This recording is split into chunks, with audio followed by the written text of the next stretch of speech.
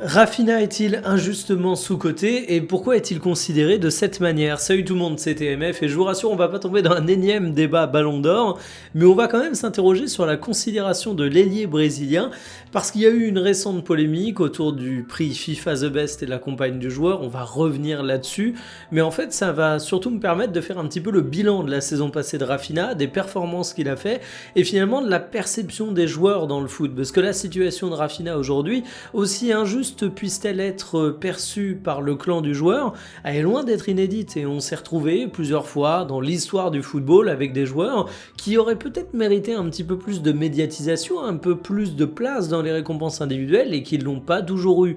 Et on estime ou pas que Rafinha méritait telle ou telle chose, mais il faut avouer que c'est pas forcément le joueur qu'on met le plus en avant quand on parle des meilleures offensives du monde, et pourtant quand on regarde la saison passée, il y a quand même de bonnes choses, mais il y a également des choses qui m'amènent à nuancer un petit peu le constat.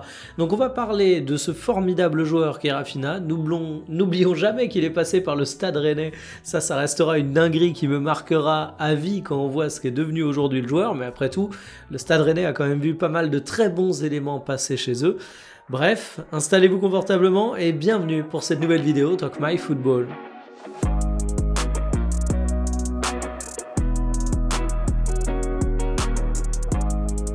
L'énorme polémique autour de Rafinha, c'est le fait qu'il est même pas présent dans l'équipe type FIFA The Best et que sa femme a pété un câble à ce propos. Elle a tout simplement envoyé un message en demandant si c'était un joueur de basket et en disant qu'il ne se cachait même plus. Alors j'ai toujours du mal avec ce « il ne se cache même plus ». Qui il avec un S, parce qu'on rappelle que le prix FIFA The Best et l'équipe type, c'est le fruit des votes des sélectionneurs, des capitaines de sélection et des journalistes. Autrement dit, des gens qui sont quand même relativement différents, qui viennent d'horizons tout aussi différents. Donc j'ai du mal à imaginer un grand méchant complot autour de Rafinha. Ensuite, il faut quand même dire que cette équipe, elle est assez chargée en joueurs qui méritent leur place.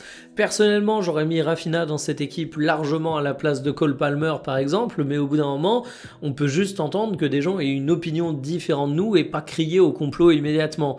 J'ai du mal avec cette tendance qu'on retrouve finalement dans tous les pans de la société, pas forcément qu'en France, et pour cause ici on parle pas d'un joueur français, on parle pas d'une compagne française, mais ce côté on est seul contre tous, c'est forcément un complot, il y a forcément des gens qui nous veulent du mal et c'est pour ça qu'on n'arrive pas à être récompensé comme on estime le devoir. Et si ça peut sembler être anodin, faut quand même avoir en tête que déjà ça a une influence sur l'image d'un joueur, ce que peuvent dire ses proches, en l'occurrence ici sa compagne, mais on a vu parfois des agents, la famille c'est toujours un sujet, mais surtout ça sort rarement de nulle part. Je pense que si la femme de Rafinha exprime cette frustration, j'imagine mal le joueur lui dire tous les soirs en rentrant à la maison « Non, c'est parfaitement normal, au final, les joueurs qui sont récompensés le méritent plus que moi ». On sait très bien que sa femme tire également son opinion des échanges qu'elle a avec son mari, c'est une chose plutôt évidente. Mais en tout cas, ça vous montre bien une chose, il y a un sentiment d'injustice autour de la saison de Rafinha, on estime qu'il méritait mieux que ce qu'il a eu en termes de récompenses individuelles. Je vais pas aller sur l'épineux débat du Ballon d'Or, mais c'est vrai que quand on regarde une équipe type de la saison, on peut se dire qu'il méritait d'être un peu plus présent, et quand on regarde les débats footballistiques, Rafinha est pas forcément toujours le mec qu'on met le plus en avant, donc c'est pas un complot mondial, mais il y a bien un truc qui coince. Alors déjà, quels sont les faits d'armes de Rafinha au cours de la saison passée? Est-ce que Rafinha a signé une saison qui mérite tant d'éloges? Statistiquement, c'est le premier point, c'est tout simplement impressionnant. Il nous sort une saison à 57 matchs, 34 buts et 26 passes décisives. Je sais pas si on mesure ce que ça veut dire 34 buts et 26 passes décisives. Il aurait juste délivré 26 passes décisives sans marquer de but, ça aurait été une saison de fou. Il aurait juste marqué 34 buts sans délivrer de passes décisives, ça aurait été une saison de fou. Mais là, il cumule les deux. Il fait également une saison pleine où il dispute 57 matchs en termes de temps de jeu.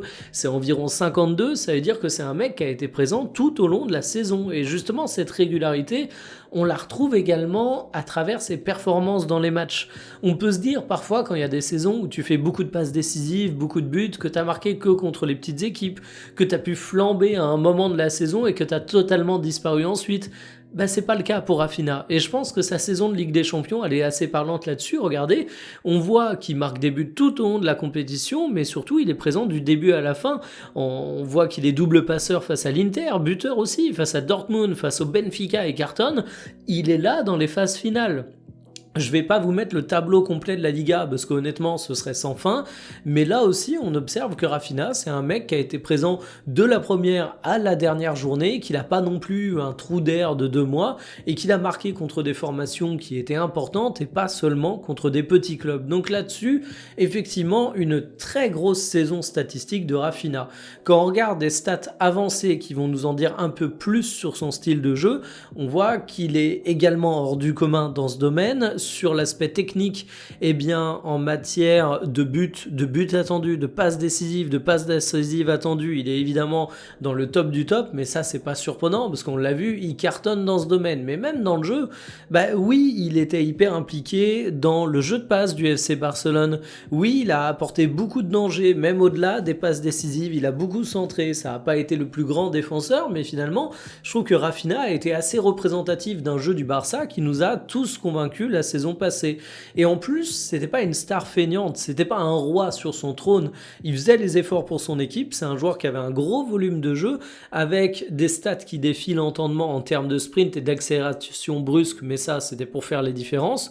Mais même en termes de volume global, même quand on exclut les courses à haute intensité, bah, c'était un joueur qui était plutôt dans la moyenne. Vous allez me dire, du coup, ça a rien d'exceptionnel. Ouais, mais quand t'es un joueur qui plante autant, bah généralement t'as tendance à juste faire les efforts pour faire les différences. On se rend compte que Rafinha c'était pas ça. Et encore une fois, je trouve qu'il est assez symbolique du FC Barcelone d'Hansi Flick.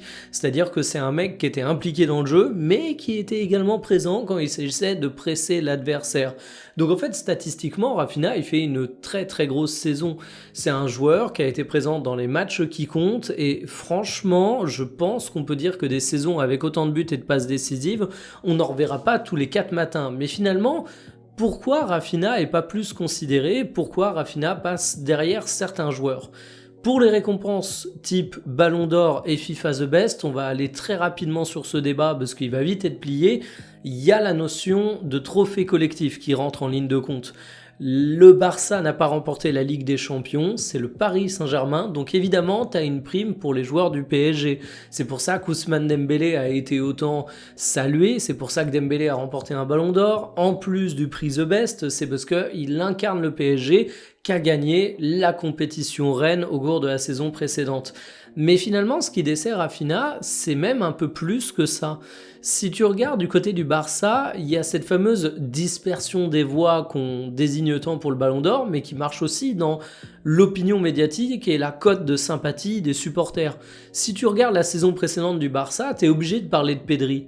À mes yeux, c'était sûrement le meilleur milieu du monde. Certains diraient que c'était un des meilleurs milieux du monde, mais quelle que soit votre opinion sur ce débat, je pense qu'on sera tous d'accord pour dire que tu parles du Barça, t'es obligé de parler de Pedri, parce qu'il a signé une saison exceptionnelle. Si tu regardes juste les statistiques, parce que c'est l'argument qu'on met beaucoup en avant pour Rafinha, si t'es juste un bandeur de stats, Lewandowski, ok, il fait une bien moins bonne saison, mais en termes de buts, ça donne ça. Lewandowski, oui, c'est tout de même 42 buts en nettement moins de temps de jeu. On va me dire, Rafinha apporte beaucoup plus dans le jeu, je suis d'accord avec vous, mais si on regarde dans le jeu, là vous allez avoir les supporters de Lamine Yamal, et on va dire, ok, mais regarde un match du Barça, au bout d'un moment, déconnecte-toi un peu des statistiques, c'est quoi le joueur frisson? C'est pas Rafinha, c'est Lamine Yamal. Et en fait, Rafinha, il a un peu le cul entre deux chaises où c'est pas non plus le mec qui marque le plus de buts. Donc, ok, il a un argument statistique, mais il est pas non plus totalement implacable. C'est pas Haaland, Mbappé ou Harry Kane cette saison qui enfilent les buts comme des perles. Et un but, c'est triste à dire, mais c'est toujours plus considéré que les passes décisives dans le football moderne, même si aujourd'hui on met beaucoup en avant le combo des deux. Le but, ça reste le truc roi. Et si tu regardes que le jeu, Yamal est plus impressionnant. Et en plus, je pense que Yamal, il a d'autres trucs qui plaident en sa faveur. Déjà, factuellement, les supporters du Barça, quand il y avait le débat Ballon d'Or, Alors à une époque, au début de saison, il plaidait pour Rafinha, mais à la fin de saison, c'est la candidature de Yamal qui était mise en avant, même auprès des supporters. Et là, c'est pas un complot, les supporters, ils ont fait ça spontanément. Parce que Yamal, en fait, il y a le côté jeunesse et rêve. Alors évidemment, Rafinha est pas un joueur âgé, il a encore beaucoup d'années de très très haut niveau devant lui, mais en termes d'imaginaire collectif, bah c'est quand même un peu plus enthousiasmant de se dire waouh, il y a un gamin de 18 ans qui est en train de nous retourner la planète football. Évidemment, c'est un peu plus marquant qu'un joueur qui arrive à un âge où il est censé être à maturité. C'est beaucoup plus impactant de voir ce que fait Yamal. Et en fait, Rafinha, à mes yeux, il a plutôt souffert de ça. Il a souffert d'être dans une équipe où il avait des coéquipiers tout simplement exceptionnels, où il n'était pas le meilleur buteur, où il y avait un milieu de terrain qui prenait beaucoup de place, où il y avait un jeune prodige qui faisait que quand tu retiens les highlights, c'est ça. Et finalement, moi, quand j'essaie de me refaire un petit peu la saison de Rafinha, je me dis que ça a été un joueur exceptionnel de régularité. Je me dis que je suis ressorti de plein de matchs en me disant qu'il avait été hyper utile pour le Barça. Donc franchement, sa saison, c'est une saison de roi. Il n'y a pas d'autre manière de dire les choses. Mais au moment de me dire qu'est-ce que je retiendrai dans 10-15 ans, quelles sont les actions les plus marquantes, bah ouais, je reverrai peut-être un peu plus les chevauchées fantastiques de Lamine Yamal. Et je pense que Rafinha, il souffre un petit peu de ça en fait. Il n'a pas le côté aussi sexy que Yamal en termes de profil. C'est pas le jeune prodige qui va tout dévaster. Et il n'a pas forcément l'avantage de pouvoir juste briller sur les statistiques parce que c'est pas le meilleur buteur tout court.